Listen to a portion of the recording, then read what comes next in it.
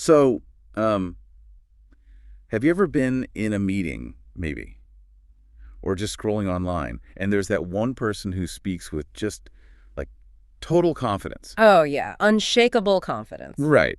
But you can kind of tell they don't really know that much about the topic. And the weird thing is, they don't seem to realize it either. Mm-hmm. Mm-hmm.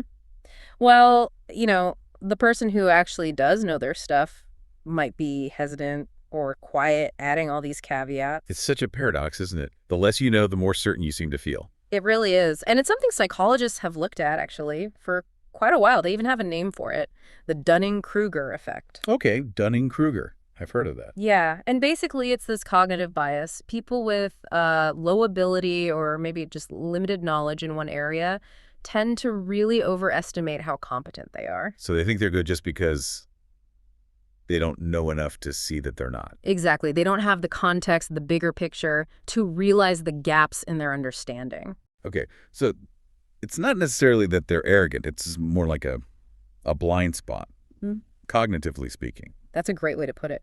A cognitive blind spot.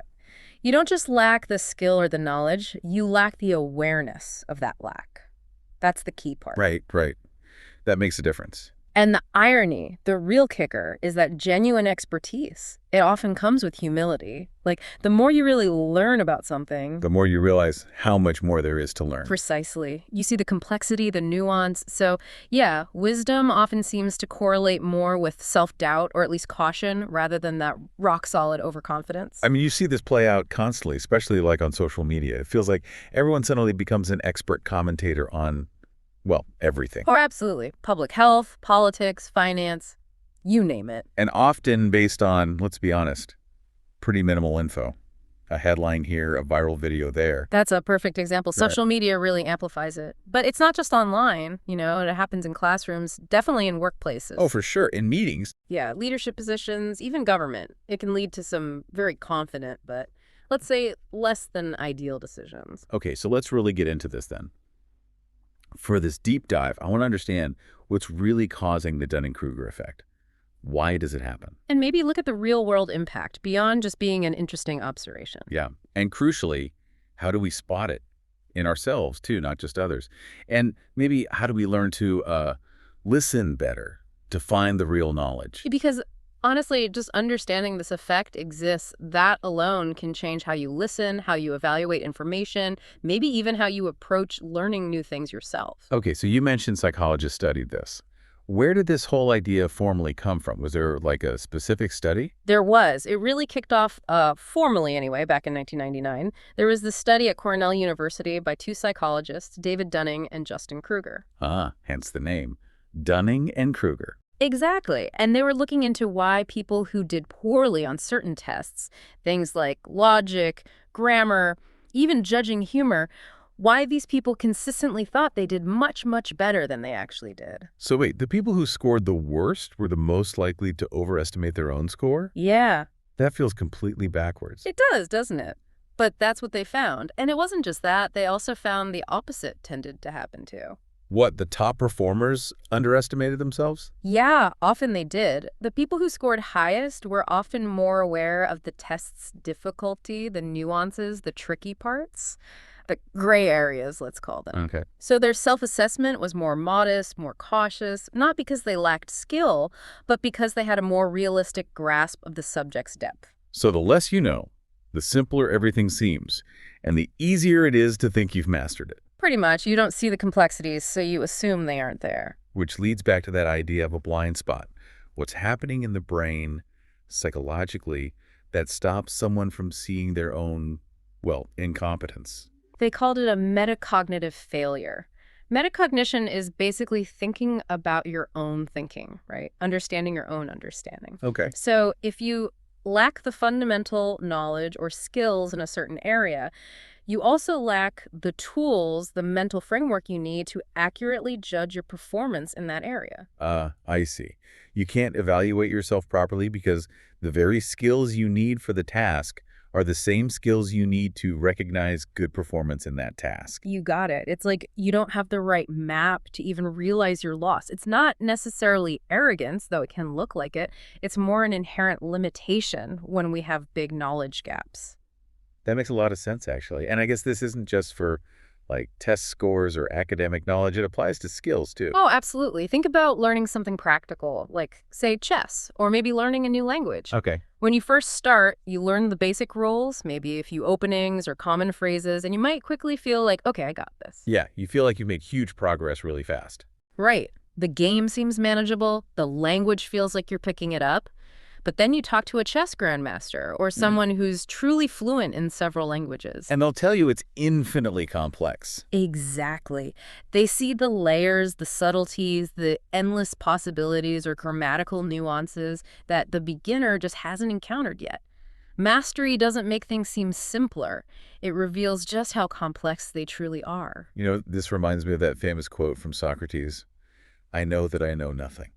That's a perfect connection. Millennia before Dunning and Kruger put it in psychological terms, Socrates basically nailed the core idea. That true wisdom starts with admitting you don't know everything. Right, recognizing the limits of your knowledge.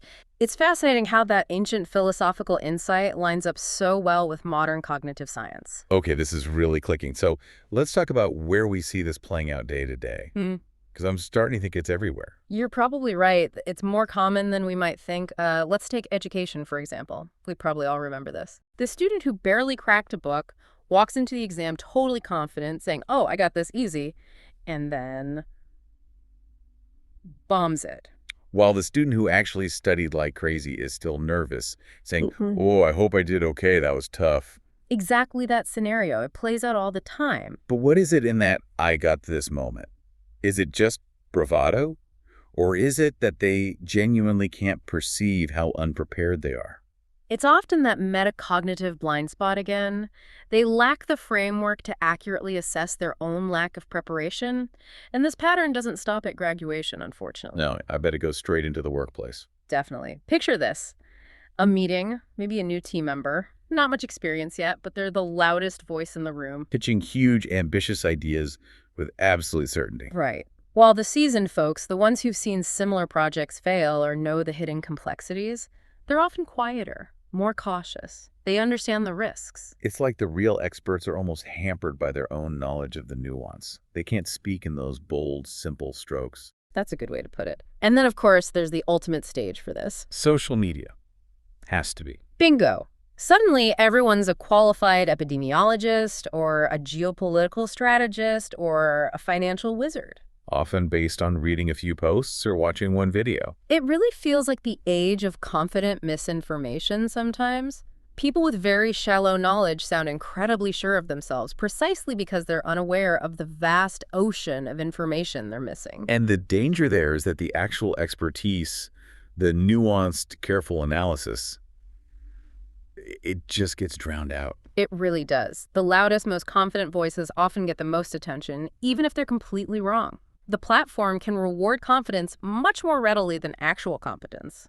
That's scary when you think about the implications, especially for really important stuff like public health advice or science communication or policy debates. Exactly. Because the Dunning-Kruger effect doesn't just mean people are wrong. It means they can be loudly and confidently wrong. And that can sway opinions, influence behavior. Absolutely.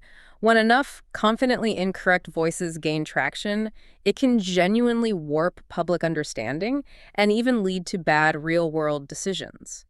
That's why getting a handle on this isn't just, interesting psychology trivia. It's actually pretty crucial for navigating the modern world. It helps you be a bit more critical about who you're listening to. And maybe a bit more humble about what you're saying yourself. It makes you think, doesn't it? That sometimes the quietest person in the room, they might just be the one who actually gets it. They're processing, thinking, aware of the complexity. Okay, the more we talk about this, the more it feels like something really fundamental. Not just a weird quirk, but something we all need to watch out for. It really is. Yeah. And the uncomfortable truth, none of us get a free pass on this one. We're all vulnerable. How so? Well, think about any time you step into a completely new area. Learning a new hobby, researching something totally unfamiliar, starting a new job where you don't know the ropes yet. Right, that initial phase. In that early stage, it's really easy to get that first rush of, oh, okay, this seems pretty straightforward. I think I get it. Which is exactly the point where you know the absolute least. Precisely. That's peak Dunning-Kruger, right there on the graph they talk about. Mount Stupid, as some call it informally. Sounds stupid. I like that. And the danger is, if you stay there, thinking you've got it figured out without realizing you don't, well, that's when bad things can happen. Like making bad calls, giving terrible advice. Yeah, or maybe shutting down actual experts because you think you know better. This isn't just about individual mistakes. It can mess up teams, projects, even bigger things. You look back through history, and you gotta wonder how many major blunders were driven by overconfidence, by leaders who just didn't know what they didn't know. And then you contrast that with people we generally think of as truly wise. Great scientists, thoughtful philosophers, dedicated teachers. What do you often see? Intellectual humility. Right. They use careful language. They admit when things are complex. They're okay saying, well, it depends, or I could be wrong about this, but... Exactly. But the thing is, in our noisy world that often rewards certainty, that kind of quiet humility can get drowned out, can't it? Yeah, it doesn't grab headlines like bold pronouncements do. But here's the upside. If we can learn to recognize this effect, not just point fingers at others, but see it in ourselves, that awareness opens a door. It allows for something much more powerful than just sounding confident. Which is? Actual growth, real learning. So maybe the real danger isn't being ignorant. We all start there. It's thinking we're not ignorant when we actually are. It's thinking we know enough already. That's the core of it. The real strength, the real courage is being able to say, maybe I don't have this all figured out. Let me learn more. Okay, so if we're all prone to this, especially when we're new to something, how do we fight it? How do we avoid setting up camp on Mount Stupid? Are there practical things we can do? Yes, definitely. And honestly, the biggest step, the absolute foundation, it's just what we're doing now. Awareness. Just knowing the effect exists. Yeah. Just understanding that confidence and competence don't always go hand in hand. Once that clicks, it changes how you process information. You start listening differently, maybe questioning bold claims more, and hopefully thinking a bit more critically about your own level of understanding before you speak. So it's not about killing your confidence, but about making sure it's earned, grounded in reality. Exactly. It's about calibrating your confidence to your actual knowledge. And beyond just awareness, there are some concrete strategies you can use to sort of escape the trap, or at least climb down from that initial peak of overconfidence. Okay, like what? Well, first, actively seek out feedback. Don't just listen to people who agree with you. Ask for critiques. Talk to people who have different perspectives, maybe even people who disagree. That constructive friction, it's invaluable for spotting your blind spots. That takes some guts, though. It's not always comfortable hearing criticism. It's not, but it's crucial. Second, commit to really learning. Don't just skim the surface. If you care about a topic, go deep. Immerse yourself. True understanding rarely comes from just the basics. Right. Avoid the shallow end. Third, and this ties into seeking feedback, cultivate a genuine openness to being wrong. See correction not as failure, but as an opportunity. That's where the real learning happens, when you adjust your understanding based on new evidence or insights. Okay, feedback, deep study, openness to correction. What else? And finally, maybe the simplest but hardest one. Get comfortable saying, I don't know. Yeah, that's tough for a lot of people. Feels like admitting weakness. But it's not. It's the opposite. It shows intellectual honesty, intellectual courage. It's the starting point for finding out. Embracing I don't know is actually incredibly powerful. So if you put all that together, it sounds like the people who really know their stuff aren't the ones who have stopped learning. They're the ones who are still learning. That's the heart of it. True expertise, true mastery. It isn't some final destination where you get all the answers and put your feet up. It's a continuous process. It's fueled by curiosity, by questions. The more you know, the more questions you have. Precisely. The more you truly understand a subject, the more you appreciate its vastness, its complexity. It's like, standing on the edge of a huge ocean. The further you wade in, the more you realize just how immense it is, how much more there is beyond what you can see from the shore. That's a really good way to think about it. So maybe the big takeaway isn't that we should be afraid of being a beginner or afraid of not knowing something. No, not at all. We should be afraid of thinking we're done learning, afraid of getting stuck thinking we know it all already. That's it, exactly. And maybe, just maybe, start paying a little more attention to the quiet ones in the room. They might not be quiet because they have nothing to add. They might just be busy thinking, listening, and learning.